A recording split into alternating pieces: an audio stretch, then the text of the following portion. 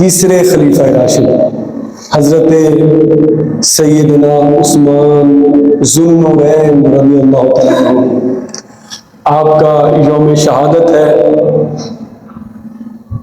اسی مناسبت سے میں نے ضروری سمجھا کہ آج کے جمعۃ المبارک کے خطبے میں حضرت عثمان غنی رضی اللہ تعالیٰ عنہ کی بارگاہ میں نذرانہ محبت و عقیدت بصمیم قلب پیش کیا جائے۔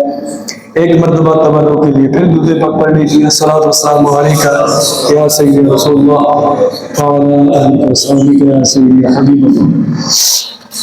کتاب کا نام ہے احیاء العلوم الدین، اور اس کا باب ہے باب وفات عثمان رضی اللہ تعالیٰ عنہ۔ اور حدیث پاک کے مصنف کسی بھی تعارف کے محتاج نہیں، حضرت امام ابو محمد بن محمد الغزالی رحمۃ اللہ علیہ۔ غزالی آپ کو اس لیے کہتے ہیں کہ آپ سود کا کاروبار کیا کرتے تھے، ایسے تو سوتی کپڑے کا لین دین کاروبار کیا کرتے تھے، تو اسی مناسبت سے آپ کو غزالی کہا جاتا ہے۔ غزال کہتے ہیں سود کے کپڑے کو، اور غزالی سود کا کاروبار کرنے والا، تو اسی مناسبت سے آپ کو غزالی کہا۔ جیسے یہ نسبت کے لیے ہے، اسم کی ایک علامت ہے نا کہ وہ منسوب ہو، جیسے بغدادی شو، جیسے فیصلہ آبادی شو، تو ایسے ہی آپ غزال سے غزالی لیتے ہیں۔ تو یہ اسم کی علامات جب آپ گرامر پڑھیں گے نا دیکھیے تو آپ کو پتہ چلے گا کہ بہت ساری نشانیاں ہیں۔ شروع میں الف لام لگ جائے تب پتہ چلتا ہے یہ اسم ہے، آخر میں تنوین لگ جائے تب پتہ چلتا ہے یہ اسم ہے، حرف جر لگ جائے تب پتہ چلتا ہے، آخر میں گول تا لگ جائے، یہ مشہور نشانیاں ہیں۔ اور ایک نشانی ان میں سے جیسے تثنیہ ہونا، جمع ہونا، مضاف ہونا، اس کی ایک نشانی منصوب ہونا بھی ہے۔ تو اس لیے حضرت امام غزالی رحمۃ اللہ علیہ، میرے اوپر سے گزر گئی باتیں لیکن پھر بھی محبت کے لیے سبحان اللہ کہہ لیجیے، برکت کے لیے سبحان اللہ۔ تو حضرت امام غزالی رحمۃ اللہ تعالیٰ علیہ اس کتاب کے مصنف ہیں، اور 505 ہجری میں آپ کا یوم وصال ہے۔ آپ نے ایک روایت لکھی، اور بالکل آخری باب ہے، تو یہ باب عثمان کا، جو حضرت عثمان کا باب احیاء العلوم میں جو امام غزالی کی کتاب ہے، بالکل آخری کتاب، آخری باب ہے، اور بالکل صفحہ بھی آخری ہے تقریباً، وہاں سے آپ پڑھ لیجئے گا، آسانی کے لیے کہہ رہے ہیں۔ وہ روایت کرتے ہیں، اور چونکہ یہ روایت جو ہے حضرت عثمان غنی کی شہادت کے حوالے سے ہے۔ والحدیث فی قتلہ مشہور، یہ متواتر روایت ہے، اور یہ حدیث مشہورہ ہے کہ اس میں کسی کو بھی دخل اندازی کی مجال نہیں ہے، اتنی معتبر روایت ہے۔ اور راوی کون ہے؟ حضرت عبداللہ ابن سلام یہ روایت کرتے ہیں، اتیت اخی عثمان رضی اللہ عنہ وهو محصور، کہ کہتے ہیں کہ حضرت عبداللہ ابن سلام نے کہا کہ میں امیر المؤمنین حضرت عثمان غنی سے ملنے کے لیے رضی اللہ تعالی عنہما، یعنی حضرت عبداللہ ابن سلام بھی، اور جب دونوں کو کہنا ہو تو پھر رضی اللہ تعالی عنہما تسنیہ کا صیغہ لاتے ہیں، تو کہا کہ میں آپ سے ملنے کے لیے آپ کے در دولت پہ حاضر ہوا۔ حضرت عثمان غنی سے ملاقات کرنے کے لیے آپ کے کاشانہ اقدس پہ مجھے آنا نصیب ہوا۔ اس وقت فہو محصور، اس وقت بلوائیوں نے، فسادیوں نے، ان مجرموں نے، آپ کی جان کے دشمنوں نے آپ کے گھر کا محاصرہ کر رکھا تھا۔ وہو محصور۔ حضرت عبداللہ ابن سلام کہتے ہیں کہ جیسے ہی میں حضرت عثمان غنی کے محاصرہ شدہ گھر میں داخل ہوا تو میں نے دیکھا حضرت عثمان مجھے خوش ہو کے کہنے لگے، مرحبا بک یا اخی، اور میرے بھائی میں آپ کو اپنے گھر میں آمد پر خوش آمدید کہتا ہوں، میں آپ کو خوش آمدید کہنا چاہتا ہوں اور آپ کو ایک بات بتانا چاہتا ہوں۔ تو کہا کیا بات ہے، کیا بات ہے جو آپ مجھے بتانا چاہتے ہیں؟ تو حضرت عثمان نے کہا کہ رأیت النبی فی ہذہ الفوقہ او ہذہ النافذہ، میں نے اپنے گھر کی اس کھڑکی میں سے رسول اللہ کو دیکھا ہے. اللہ اکبر. اور مجھ سے رسول اللہ نے پوچھا ہے یا عثمان احسنک، عثمان ان بلوائیوں نے تیرے گھر کا محاصرہ کر رکھا ہے، تیرے گھر کو گراؤ میں ڈال رکھا ہے، تیرے گھر کا گراؤ کر رکھا ہے؟ تو قلت نعم، میں نے کہا ہاں یا رسول اللہ، انہوں نے میرے گھر کا محاصرہ کر رکھا ہے. یاد رکھیے یہ واقعہ حضور کے وصال کے 25 سال بعد رونما ہو رہا ہے. 25 سال بعد سرکار حضرت عثمان غنی کے گھر میں تشریف لائے، اور سبحان اللہ ماشاء اللہ 25 سال بعد سرکار کے وصال کے 25 سال بعد اللہ اللہ اللہ حضرت عثمان غنی کی خیریت دریافت کرنے کے لیے سرکار تشریف لے کر آئے. میں آتشوں کا، تجھے معصور بھی رکھا ہے اور تجھے پیاسا بھی رکھا ہے. اچھا یہاں یا رسول، قلت نعم، میں نے کہا یا رسول اللہ، انہوں نے پانی کی رسد میرے تک نہیں پہنچنے دی اور مجھے پیاسا رکھا ہوا ہے. 40 دن ہو گئے سرکار، انہوں نے مجھے پیاسا رکھا ہوا ہے. ادلا، توجہ رکھیے گا، ادلا لی دلون، پانی کے ڈول کی بات آئی اور پانی بھی آ گیا. سبحان اللہ. ادلا لی دلون فیہ ماء فشربت منہ حتی ردیت حتی انی لاجد بردہ بین صدیہ و بین کتفیہ. پھر حضرت عثمان نے فرمایا، عبداللہ ابن سلام میرے ساتھ یہ باتیں کرنے کے بعد، یہ کیفیات دریافت کرنے کے بعد، ساری صورتحال معلوم کرنے کے بعد، سوال و جواب کی نشست ہونے کے بعد، سرکار نے پانی کا ڈول میری طرف لٹکا دیا اور وہ ڈول پانی سے چھلک رہا تھا، لبالب تھا، بھرا ہوا تھا اوپر تک، جسے کہتے ہیں لبریز ہونا، لبریز، پانی سے لبریز تھا. فشربت منہ، اور میں نے اس ڈول میں سے پانی پیا. اب سنیے گا، یہاں تک کہ میں سیراب ہو گیا، اور عبداللہ ابن سلام جب سے وہ پانی پیا ہے اس کی ٹھنڈک اپنے سینے میں بھی محسوس کر رہا ہوں اور اپنے دونوں کندھوں کے درمیان پشت میں بھی محسوس کر رہا ہوں. سبحان اللہ اکبر، اللہ اکبر. اور پھر سرکار نے مجھ سے فرمایا، قال لی ان شئت نصرت علیہم وان شئت افطرت عندک. پھر حضور نے مجھ سے فرمایا، عثمان اگر تو چاہے تو تیری مدد کر دی جائے، اگر تو چاہے تو ان بلوائیوں پر، ان فسادیوں پر، ان ظالموں پر تجھے فتح عطا کر دی جائے. اور ایک دوسرا آپشن بھی ارشاد فرمایا، میں ایک تو بات یہ ہے، پہلا آپشن یہ ہے تیرے لیے، اب تیرے اختیار میں ہے. اور بخاری کی حدیث ہے، اللہ نے اپنے پیاروں کو اختیار دیا ہوا ہے. وہ حضرت موسیٰ علیہ السلام نے مکہ مارا، حضرت ایک روایت میں مکہ ہے اور بخاری کی روایت میں مکے کا، ایک روایت میں تھپڑ کا بھی ہے. حضرت اسرائیل کی آنکھ نکال کر باہر پھینک دی حضرت موسیٰ کلیم اللہ نے. یعنی پتہ چلا اللہ نے اپنے پیاروں کے اختیار میں رکھا ہوا ہے. اور جو کہتے ہیں بخاری، یہ بخاری کی حدیث ہے بھائی، اللہ کے فضل سے یہ عاجز دکھانے کے لیے تیار ہے. شان اللہ والے دی پوچھ لے بخاری تو دل چوں کدورتاں دے ککھ کڈ دیندے نے، موت دا فرشتہ بھی آوے جے غرور نال مار کے چپیڑ دی اکھ کڈ دیندے نے. اللہ نے اپنے پیاروں کو یہ اختیار عطا کیا ہوا ہے. تو حضرت اسرائیل نے وہ آنکھ پکڑی اور اللہ کی بارگاہ میں چلے گئے. تو کہا جان لے آئے؟ تو کہا میں اپنی بچا کر آیا ہوں. تو کہا کہ پھر چلے جا. کہا مولا وہ تو ہیبت والا تیرا نبی ہے، روح و دبدبے والا نبی ہے. کہا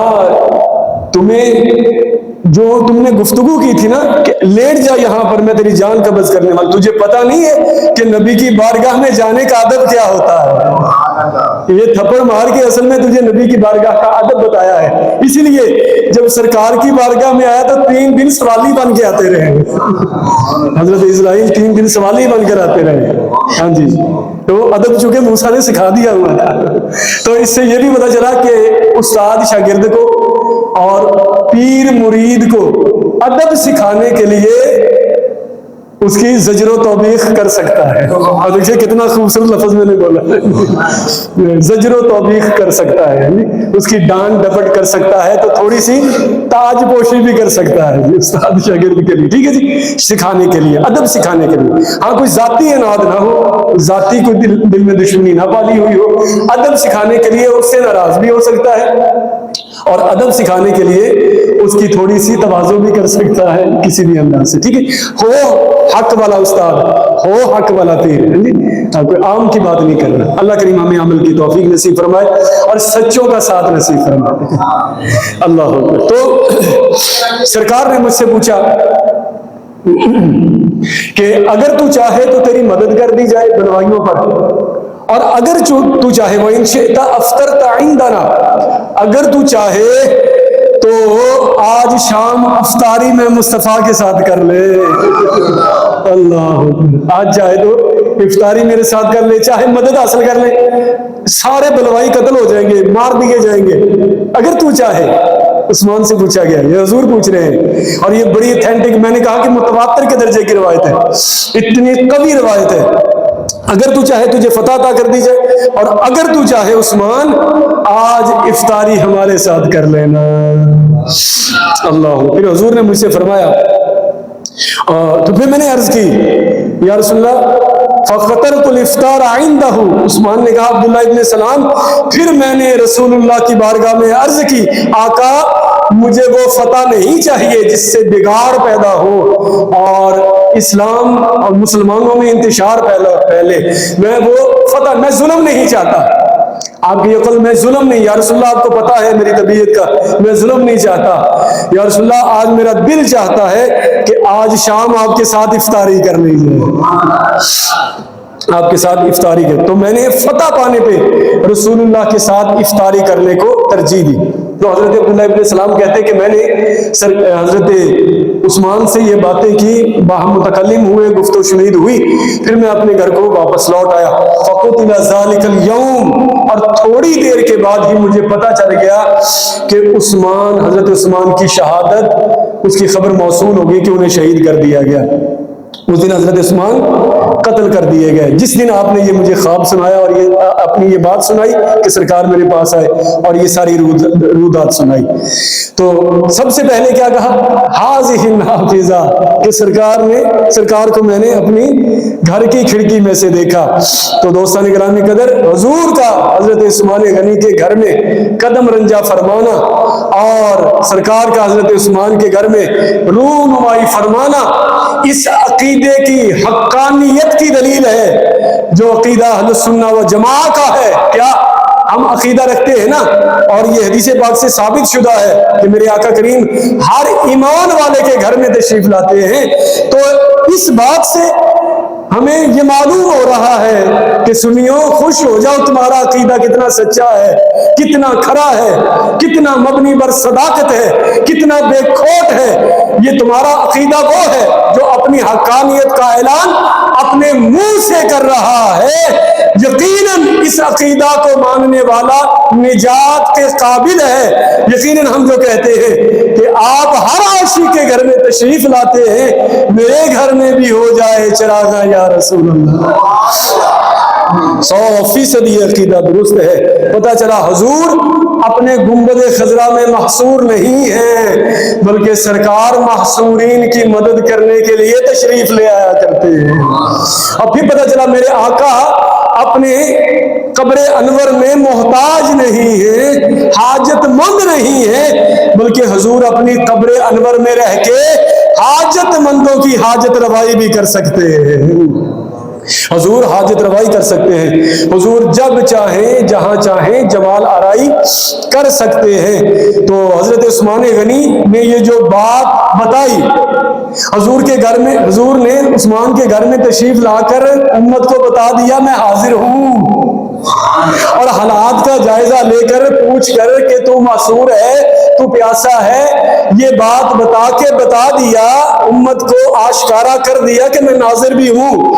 اور عثمان کی یہ بات سن کر اگر تو چاہے یہ بتا دیا میں سامع بھی ہوں.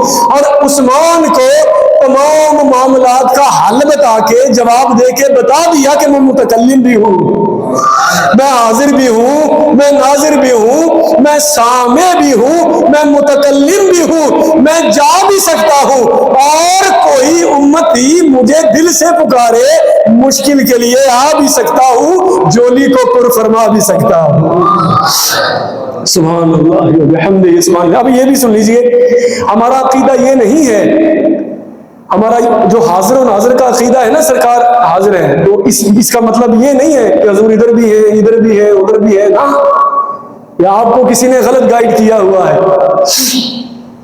آپ کو ترجمانی کرنا چاہتا ہوں، عقیدے کی ترویج کرنا چاہتا ہوں اور تجدید کرنا چاہتا ہوں، اور اوپر جو تھوڑے سے زنگ چڑھے ہوئے دور کرنا چاہتا ہوں اس بات کے ساتھ۔ ہمارا یہ عقیدہ نہیں ہے کہ حضور حاضر ناظر ہونے کا عقیدہ یہ نہیں ہے کہ حضور ایتھے بھی آندے نے دے، اوتھے بھی دے، اوتھے بھی نہیں، نا، یہ نہیں ہے آتے ہیں، یہ ہے آ سکتے ہیں۔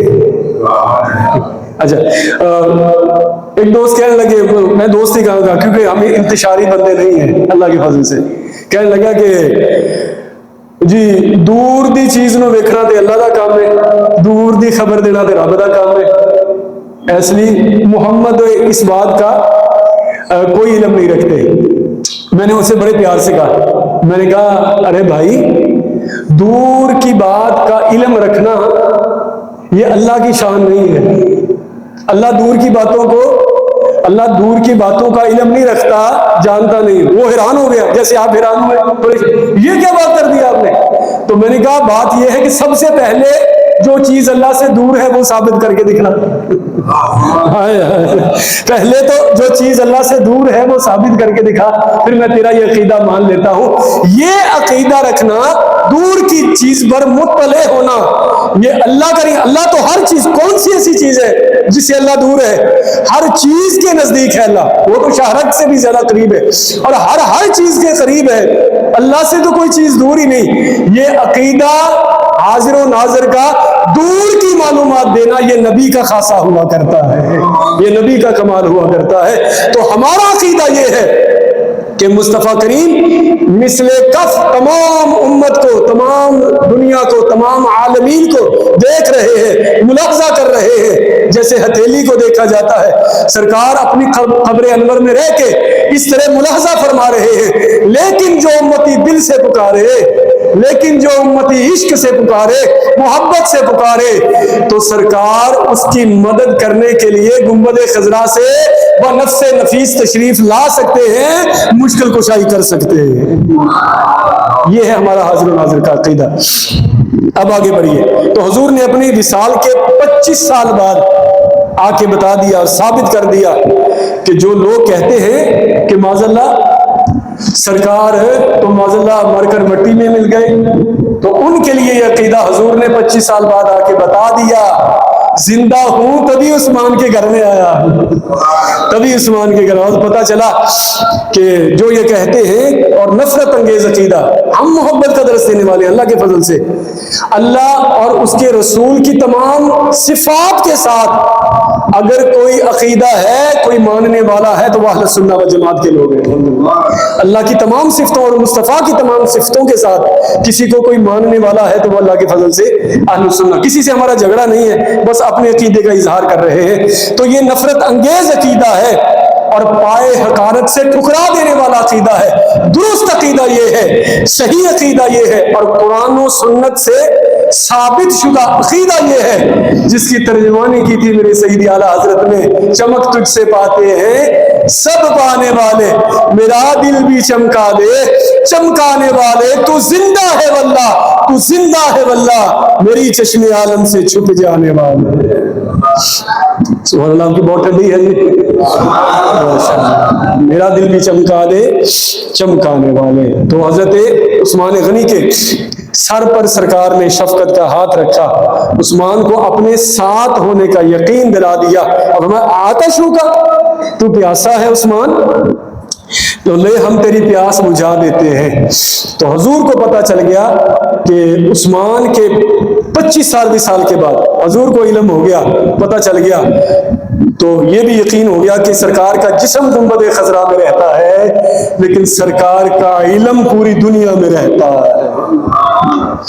اس لیے تو سرکار نے, اور پھر کیا ہے حضرت عثمان کیا کہتے ہیں کہ جیسے ہی سرکار نے ایک ڈول لٹکایا پانی سے بھرا ہوا, مجھے ایمان سے بتائیے آخری بات میں عرض کر کے انشاءاللہ پھر آپ کے عمل کے لحاظ سے اگلے جمعہ پر گفتگو ہوگی, لیکن عقیدے کے لحاظ سے یہ جاری بات ہے, وہ یہ ہے مجھے ایمان سے بتائیے یہ جو ڈول سرکار لے کر آئے یہ کسی کنویں سے تو نہیں لا کے, اور دیکھیں حضرت عثمان کے الفاظ اس پہ گواہ ہیں, شاہد ہیں کیا کہ جب سے وہ پانی پیا ہے میں اتنا سیراب ہو گیا ہوں کہ اس کی ٹھنڈک اپنے سینے میں بھی محسوس کر رہا ہوں اور اپنے کندھوں کے درمیان پشت میں بھی محسوس کر رہا ہوں. تو مجھے بتائیے دل پہ ہاتھ رکھ کے, یہ جو ڈول سرکار لے کر آئے یہ کوئی کنویں کا بھرا ہوا تو نہیں تھا, کسی دریا کا یا کسی نہر سے پانی بھرا ہوا نہیں تھا. اور حضرت عثمان کا قول اس پر دلالت کر رہا ہے کہ جب سے پیا ہے, حالانکہ 40 دن تک آپ کو پیاسا رکھا گیا, 40 دن تک آپ پر پانی بند کر دیا گیا, کھانا بند کر دیا گیا, تو آپ نے کہا جب سے پیا ہے کسی چیز کی حاجت ہی نہیں رہی ہے, نہ کھانے کی نہ پینے کی. تو پتا چلا یہ پانی جو تھا نہ کسی کنویں کا تھا, یقیناً یہ پانی حوض کوثر کا ہی ہوگا نا, حوض کوثر کا ہوگا نا. جب ہمیں یہ پتا چلا تو پھر پتا چلا میرے مصطفیٰ کے اختیار کا عالم, میرے مصطفیٰ کی قدرت کا عالم, میرے مصطفیٰ کے اختیار کا عالم, کہ میرے مصطفیٰ وہ عظیم ہستی ہے اس کائنات کی, اللہ کو وہ محبوب ترین ہستی ہے اس کائنات میں, کہ اللہ نے آپ کو وہ قوت قدسیہ عطا کی ہے کہ میرا محبوب جنت کی نعمتوں کا رخ دنیا کی جانب موڑ سکتا ہے, جنت کی نعمتوں کا رخ دنیا کی طرف موڑ سکتا ہے. اس لیے وہ سرکار نے ہاتھ بڑھایا نا نماز پڑھاتے ہوئے, تو صحابہ نے جب سلام پھیرنے کے بعد پوچھا یا رسول اللہ آپ عجیب عمل اختیار کیے ہوئے تھے, میں نو لگتا جی سرکار نماز پڑھتے ہوئے صحابہ ادھر ہی تکتے رہتے ہوئے. علامہ اقبال نے کہا نا عزازل سے تیرے عشق کا ترانہ بنی, نماز تیرے نظارے کا ایک بہانہ بنی, ادائے دین سراپا نیاز تھی تیری, کسی کو دیکھتے رہے نہ نماز کی تیری. اللہ اللہ اللہ. بدر کے موقع پہ جب حضور نماز پڑھا رہے ہیں نا, تو اب جبریل نے حضور سے اجازت ہی نہیں لی, چلے گئے, اللہ نے آسمان کے دروازے بند کر دیے. اللہ اکبر. اور دوران نماز ہی جبریل واپس آئے قافلے کے سمیت, وہ جو 3000 کا وعدہ کیا تھا نا, 3000 فرشتے بھیجے, پھر 5000 بھیجے نشان لگے ہوئے, 3000 5000 بھیجے. اب یہ واپس جانے لگے حضور سے اجازت لیے بنا, اب اللہ نے دروازے بند کر لیے. تو حضور نماز پڑھاتے ہوئے مسکرائے, سلام پھیر کے صحابہ نے پوچھا یا رسول اللہ آپ مسکرا کیوں رہے تھے؟ اور میں نے یہ دسو کہ جنی دیر تک اینج نہ دیکھا جاوے تکیا جا سکتا ہے کہ مسکرا رہا ہے. آپ مسکرائے ہو نماز میں, مجھے خبر ہی نہیں کہ آپ مسکرائے ہیں یا کیا کر رہے ہیں, یا آپ اپنی سوچوں میں لگے ہوئے, میں تو نہیں جان سکتا, لیکن حضور مسکرائے. صحابہ نے پوچھا یا رسول اللہ آپ کیوں مسکرائے؟ حضور نو چاہیے دسنا تسی اینج تکدے ہو تہاڈیاں تے نمازاں ضائع ہو گئیاں نہیں. تو فرمایا کہ میں اس لیے مسکرا رہا تھا کہ یہ جو فرشتوں کے قافلے آئے تھے نا بدر میں مدد کرنے کے لیے, یہ جبریل کی معیت میں ہمراہی میں واپس لوٹنے لگے بغیر اجازت کے, کہ حضور نماز پڑھ رہے ہیں ڈسٹرب نہ کیا جائے. تو اس لیے واپس چلے جائیں. حضور کی اجازت کے بغیر گئے, اللہ نے کہا میرے محبوب کی اجازت کے بغیر آ رہے, دروازہ بند کر دیا. اور جبریل سامنے ہاتھ باندھ کے کھڑے, میں مسکرا رہا ہوں اور دل ہی دل سے بات کر رہا ہوں. جبریل رب نے واپس بھیج دیتا نا, اور میری اجازت کے بغیر گیا سی. اللہ اللہ اللہ اکبر. تو کہا کہ میں نے, میرے سامنے جنت تھی اور ہاتھوں میں خوشے تھے انگوروں کے, اگر وہ میں توڑ کے لے آتا تو ساری زندگی نہ تمہیں کبھی بھوک لگتی نہ تمہیں کبھی پیاس لگتی. اللہ اکبر. یارو جس کی نگاہ کا عالم یہ ہے کہ جنت پہلی نگاہ ڈالے تو جنت تک پہنچے, سوچو اس کے ہاتھ کہاں تک پہنچتے ہوں گے, اس نبی کے ہاتھ کہاں تک پہنچتے ہوں گے. بہرطور میں یہیں پر اپنی گفتگو کو اختتام کر رہا ہوں. انشاءاللہ